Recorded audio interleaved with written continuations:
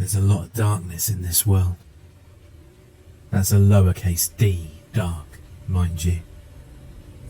There's also the capital D kind, but that's another kind of thing altogether.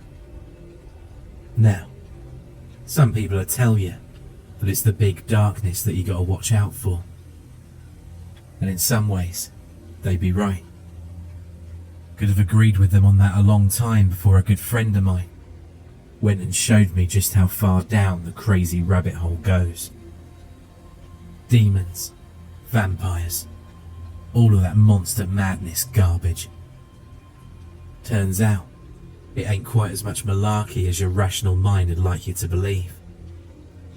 That enormous darkness, well, that's biblical, end of the world type of stuff. But the thing about that, it's obvious, you see. That kind of thing.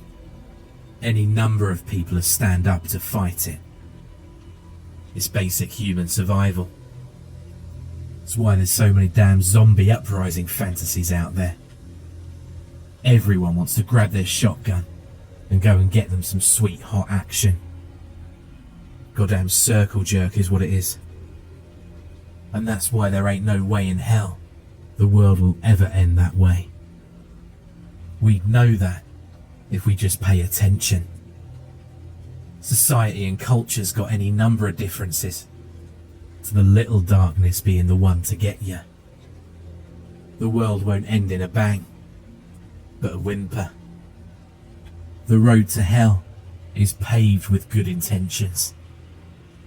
And my personal favourite, the devil's in the details. This is a story about those details, and that devil. If you're looking for some kind of action movie blockbuster finish, I'd ask you to get off now, because there won't be any of that.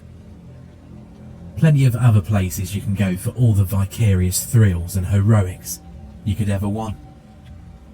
I'd encourage you to do so. All you're gonna do is just be making my point for me.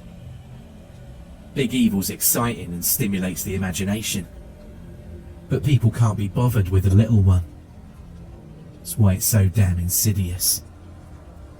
Anyone still here? Then let's set the stage. A few years back, I was in a pretty bad way. My only boy Billy had been killed on his way home from football practice by a junkie looking to make a quick score. I live outside of London, and such things still aren't unheard of, though they're a lot less common nowadays, thank God. Anyway, my boy was dead, and his mum and I ended up splitting up soon after due to the stress. I managed to get myself fired from my job, and most of my days were spent either crawling out of the bottom of a bottle or searching around, seeing if I could get a line on his killer. Most of the time, both. Well, one day, I found the bastard. Punk was crashed at a flop house, high out of his mind, sprawled on a mattress stained with dirt and God knows what else. I walked up to my boy's killer and considered him. He was young, only a few years older than Billy probably, jaw covered by a little scraggly yellow beard. He was wearing this stupid knit cap, a whole bunch of striped colours. It's how I knew for sure I had the right guy. That cap was the only detail the one witness of my boy's murder could remember. I grabbed the filthy pillow lying next to him and set it atop his glazed face and held it there to finish the deed. I sat there for what felt like forever, but was probably only a minute or two. It's not like we were the only people in the room. All around me were a bunch of other junkies crashed in various stages of messed up. But at the same time, it was just him and me. My hand was shaking from fear and rage and adrenaline. And there was this little kernel of blackness somewhere inside my chest, just screaming at me to keep the pillow there. And somehow, some way, I didn't. I stumbled out of that crack house, feeling like a balloon that's had all of its air let out, just totally drained. It ain't that I never killed before. Got plenty of that in a handful of tours to Iraq. But this would have been the first time I committed murder.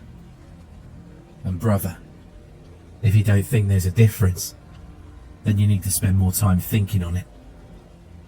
So, by the grace of God or just dumb luck, I managed to save my soul from the devil for another day.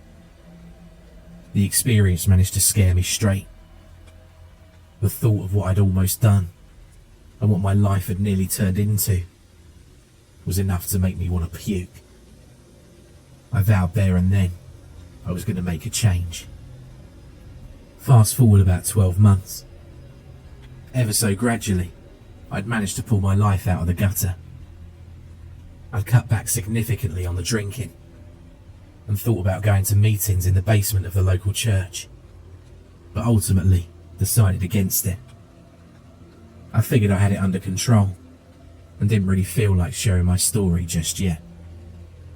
Things just kept getting better, and after a few months, I even got a job as a security guard for this hoity-toity high school down the main line. About that time's when Johnny gave me a call. I was good friends with a guy, Jack, or at least had been back in the day. We'd broken our teeth in the army together, gone through basic and a first deployment in the same unit, thick as thieves. We'd been out of touch for the better part of a decade, but more just because our lives had grown apart than there'd been any kind of falling out. We got assigned to different stations. Jack got out, I stayed in. Life happens, you get me? Johnny was Jack's older brother. I'd met him a few times, enough that if I ran into him, I'd be sure to wave him down. But what were the odds of that?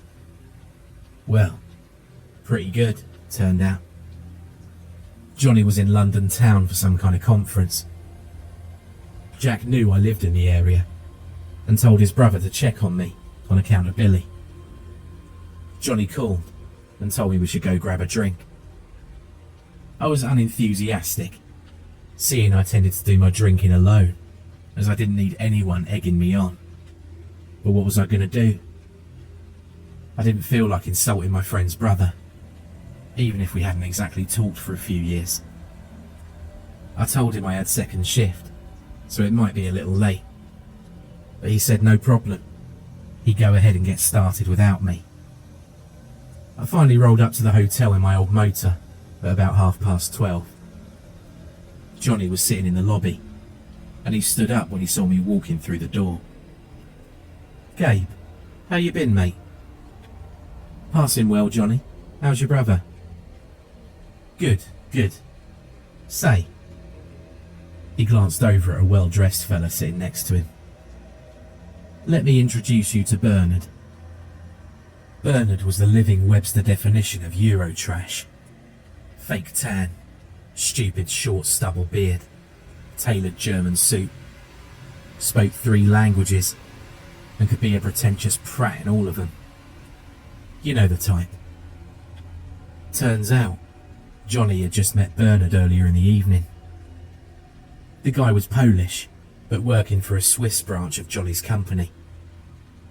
This conference was his first time in England, and he was looking to get absolutely messed up. Johnny asked if I'd mind Bernard had come along for the ride, and grudgingly, I said no problem. Now, it was midnight on a Wednesday, or Thursday I suppose, so we'd had to drive around a bit before we found somewhere we could get a beer. The name of the pub we ended up at was the Fireside, though why I couldn't tell you, because there wasn't anything like a fireplace inside. It was a total dive. I'd been in plenty like it in my army days, and just walking in, I could tell we should probably think about heading back the way we came. But Johnny was insistent we wouldn't be able to find a better place, and Bernard figured it'd give him the real Brit experience he was hoping for. So that was settled. Johnny and Bernard were both already well on their way to a pretty solid headache the next morning from their pre-game at the hotel. They picked up right where they'd left off, with Johnny asking the Polacks pretending to be a bartender what kind of microbrews they had. She gave him this look that had curdled milk. The only other folks in the pub were a handful of locals shooting pool on the other side of the room. They were already eyeing us up.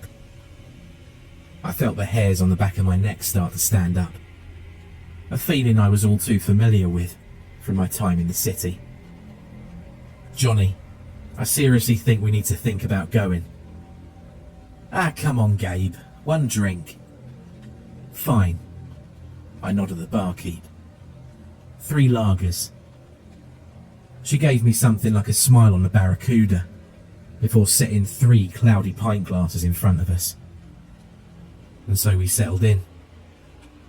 Johnny and Bernard tried to explain to me exactly what it was their company employed them to do. Johnny told me how Tiffany was pregnant with their second, and he was sure this one would be a boy. I sat there with my beer in front of me, occasionally taking a swallow as I tried to listen. But really, my focus was still held by the 4 pool players shooting looks at us from across the room. I did some mental math, nodding along with the conversation. I figured I could take 2 of them, sure, and Johnny could maybe handle 1. But Bernard couldn't punch his way out of a wet paper bag. I wasn't liking the odds. I started to interrupt Bernard, who was telling us all about his daily workout routine, when one of the locals finally decided to make his way over. You foreign? He looked at Bernard, the smell of booze giving away the fact he was well into it. From experience, I could tell he was looking for a fight.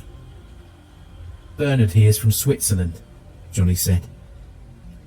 Bernard was slurring his words and corrected him, saying he's from Poland. You don't say, our new friend grinned maliciously. My wife's half Polish. Hey, tosser, he turned to Johnny. Why are you going to say he's Swiss if he's a Pole? You can't go around disrespecting people like that. The booze had slowed Johnny's normally quick wit. I mean, he works in Switzerland. No, it's all right, it's all right. The tough was smiling with his teeth. I gotcha. Hey, Bernard, what's it? You want to come out back with me and have a cigarette? Bernard was on his slightly swaying feet immediately. Bernard, buddy, I looked at him. I think we need to get going. You guys have the conference in the morning. He rolled his eyes and said, screw the conference, I'm going for a smoke. The local patted my shoulder. Yeah, friend, we're just going for a smoke. Won't be a minute. Before I could say anything further, they were already out the back door. Johnny was back in his drink, already forgetting the whole thing. Johnny, I asked him, how invested in your new buddy are you? He shot me a quizzical look. Because I'm pretty sure he's about to get his ass kicked out back. And I'm of a mind to just walk out on him before they decide to take it out on us too. Johnny just laughed at me. Gabe, really? These guys are harmless. No, they really ain't, Johnny. I'm going to tell you again. We need to leave. Now grab your stuff and let's get out of here. I'm just pulling my life together, and the last thing I need is to be getting into pub fights. Let's go find a payphone and call the cops to come and make sure Bernard walks out of here okay. We can do it anonymous, so if I'm wrong, even though I'm not, there won't be any harm done. Johnny got mad then, a drunken kind of anger. Piss off, mate. Look, if you want to leave, that's fine. We can make our own way back to the hotel. I was just doing Jack a favour looking in on you anyway. Now come on. No. Damn it, I need this. Another kid on the way? You know the last time I got to go out? Seriously. Piss off. I opened my mouth to say something else, but then thought better of it. Words wouldn't change anything. I had work the next day, and damn it, I wasn't going to screw up my teetering hold on a somewhat normal kind of life for a thankless drunk. An arse-kicking had served Johnny right. I stood up, tossed some notes on the bar, and walked out without a look back, even though I still had a bad feeling I couldn't quite shake. You'll remember earlier, I said I'd saved my soul for another day when I didn't sanction Billy's killer.